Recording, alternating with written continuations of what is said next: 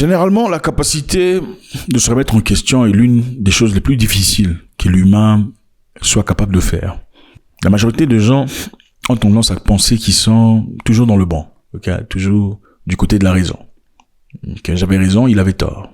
J'avais raison, il a mal fait.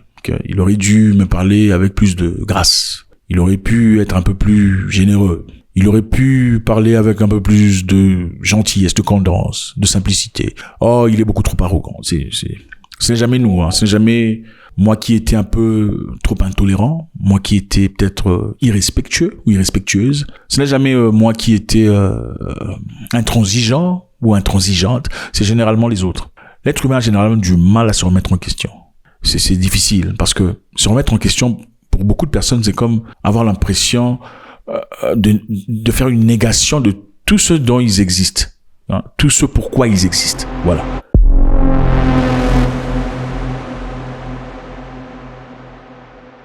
Au Kenya, quelque chose d'intéressant se passe. Le président William Ruto, qui n'aime pas les coups d'État. Les coups d'État ne sont pas une panacée. Ils ne constituent pas une solution aux défis auxquels notre continent est confronté. Ils sont aussi antidémocratiques que les puissances coloniales. Il n'aime pas les coups d'État, il aime les élections démocratiques. Bon, on comprend tout à fait. Beaucoup de personnes n'aiment pas les coups d'État. Mais on se pose la question aussi de savoir si les gens sont subjugués, ils sont matérialisés. Si les gens sont longtemps sujets d'une pression, d'une dictature, comment fait-on? Si on ne peut manifestement pas gagner les élections à travers les moyens normaux, comment on fait? On reste là et on place tout entre les mains des dieux, comme le feraient généralement les gens d'un coin, où ils mettent tout entre les mains des dieux, ou on se lève et on dit, écoutez, trop c'est trop, le pays ne vous appartient pas, en tout cas pas à vous seuls. Si nous sommes tous originaires de ces terres, alors nous méritons à égalité de bénéficier de tout ce qu'il y a de bien de ces terres. Monsieur William Ruto était très en danger il y a quelques jours. On lui a balancé une chaussure au visage. Pendant un meeting, on lui a jeté une chaussure au visage et heureusement pour lui, il a pu parer ça avec sa main. Un président de la République, dans un milieu public, reçoit une chaussure au visage. Et heureusement pour lui, il a pu parer ça. Mais ça l'a touché. On peut se poser beaucoup de questions, n'est-ce pas? Et si ce n'était pas une chaussure? C'était autre chose. Ou bien si c'était une chaussure, que c'était une chaussure blindée ou une chaussure piégée, ça aurait été très dangereux, n'est-ce pas? Dimanche, lors du rassemblement du comité de Migori, à l'ouest du Kenya, Ruto a bloqué une chaussure projetée avec son bras. Il ne semblait pas blessé. Alors, qu'est-ce qui s'est passé? Qu'est-ce qu'on a dit? Évidemment, on se pose beaucoup de questions sur sa sécurité. Comment ça se fait qu'un président de la République peut avoir ce genre de situation? Le ministre de l'Intérieur a fait un commentaire. Son ministre de l'Intérieur a dit que la police avait arrêté 3 personnes. On the incident that happened during His Excellency. Concernant l'incident survenu pendant les fonctions de son Excellence, je pense qu'une enquête est en cours. Je m'arrêterai donc là pour déterminer s'il y a eu une véritable faille de sécurité, s'il y avait intentionnellement intention de nuire au président ou s'il s'agissait d'un autre problème.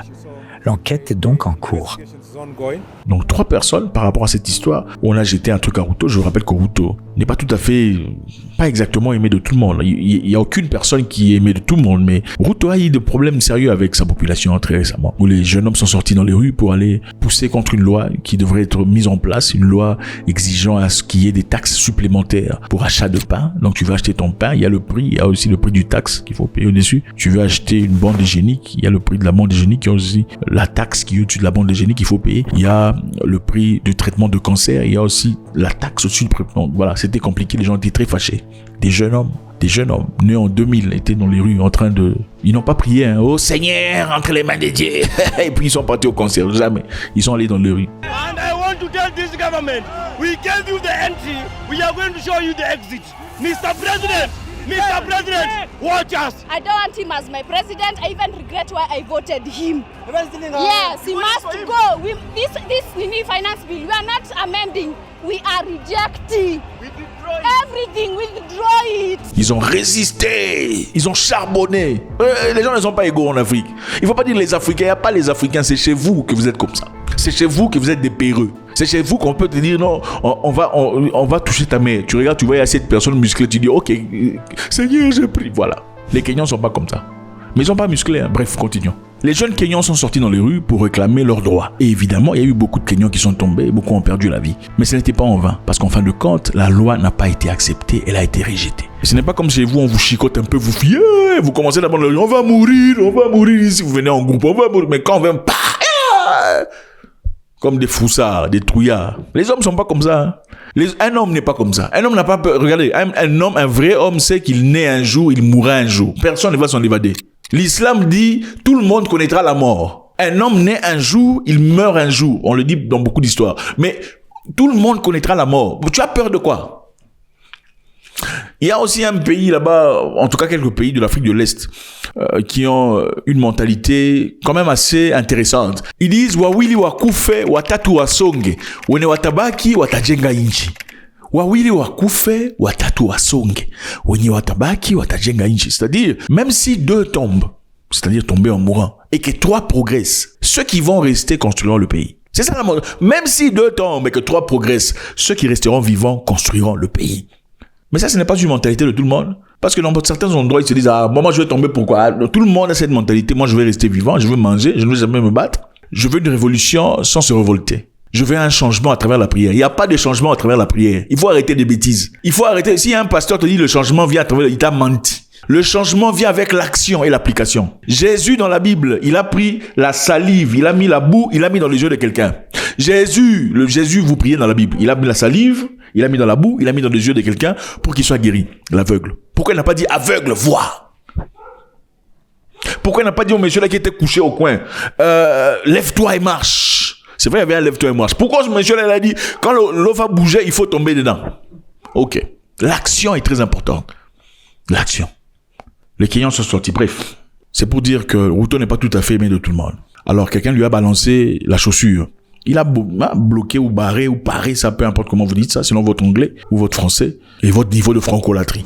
Denis Itumbi, le fonctionnaire du cabinet du président, haut fonctionnaire du cabinet du président, a déclaré que la chaussure avait été lancée accidentellement. C'était par accident. Il a expliqué qu'un membre de la foule avait brandi la chaussure comme une fausse caméra. Donc, il jouait avec la chaussure comme une fausse caméra. Ce qui a incité un spectateur à la repousser, car elle lui bloquait la vue. Vous suivez l'histoire maintenant. Quelqu'un a pris la chaussure jouant comme si c'était une caméra. Quelqu'un a poussé la chaussure parce que ça lui bloquait la vue. Et en poussant la chaussure, malheureusement, la chaussure a volé droit vers le président. Voilà ce que monsieur Denis Itumbi, haut fonctionnaire du cabinet présidentiel, a dit. Qu'est-ce que vous en pensez? Vous pensez que c'est une théorie qui tient debout ou pas? Première probabilité. Serait-il en train de dire la vérité? C'est une possibilité. D'accord. Que quelqu'un avait sa chaussure en train de jouer avec, je sais pas, il a quel âge, hein, avec sa chaussure, il va faire comme si c'était une caméra. Et l'autre personne a poussé la chaussure parce que ça lui bloquait le visage et ça a touché le président. Deuxième probabilité. C'est peut-être une version de damage control. Damage control, c'est quoi? Je suis pas francophone. Damage control. Contrôler les dommages qu'on a fait. Pourquoi? Le dommage serait quoi? Le dommage serait que ça prouve la vulnérabilité du président. Ok? Pour ceux qui l'entourent, ça prouve combien le président est vulnérable. Et s'il y avait une bombe à l'intérieur, ou s'il y avait un truc empoisonné, chimique, biologique, ce serait dangereux pour son boulot. Il pourrait aussi pas seulement protéger son boulot en disant que c'est un garçon qui joue avec son histoire. Ce serait aussi une façon de montrer que ce n'était pas une erreur interne, c'était plutôt un jeu. Troisième version, une possibilité. C'est peut-être la version qu'a rapporté le monsieur qu'on a arrêté. Ok? Le monsieur qu'on a arrêté a peut-être balancé l'histoire là par colère, parce qu'il était en colère contre Ruto. Hein? Parce que voilà, c'est normal. Les Kenyans ne sont pas tout à fait heureux chez eux, il faut le dire. Pas tout le monde en tout cas. Bien qu'il n'y ait pas de pays où tout le monde est heureux, on peut tout à fait comprendre. Alors quand on l'a arrêté après avoir balancé l'histoire, il voulait balancer l'histoire. On lui a posé la question, pourquoi tu as fait ça? Non, en fait, je n'ai pas fait ça. Moi, je voulais faire comme si c'était une caméra, et puis il y a quelqu'un qui m'a poussé, et puis c'est tombé. C'est une possibilité. Pourquoi? Parce que ça lui sauverait la vie. Toi, tu veux balancer le truc à un président africain? Ça lui sauverait la vie, n'est-ce pas? Ça lui sauverait la vie. Est-il bête d'avoir fait ça? Absolument pas. Voir dans l'histoire, combien de fois ces gens de l'histoire sont arrivés? À plusieurs reprises. On va voir les choses clés.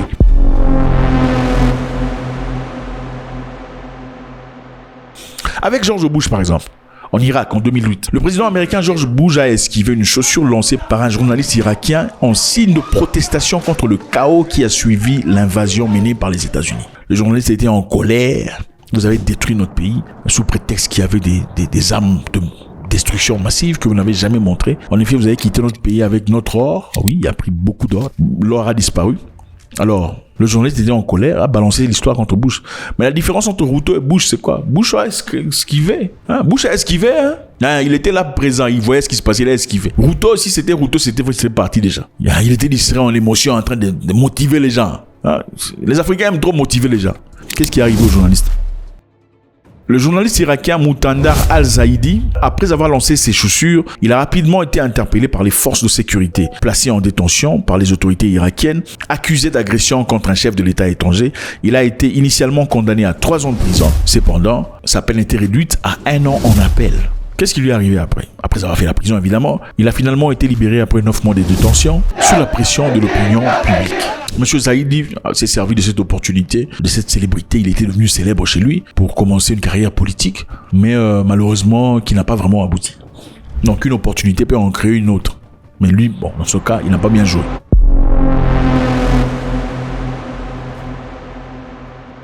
Emmanuel Macron. Un petit coup.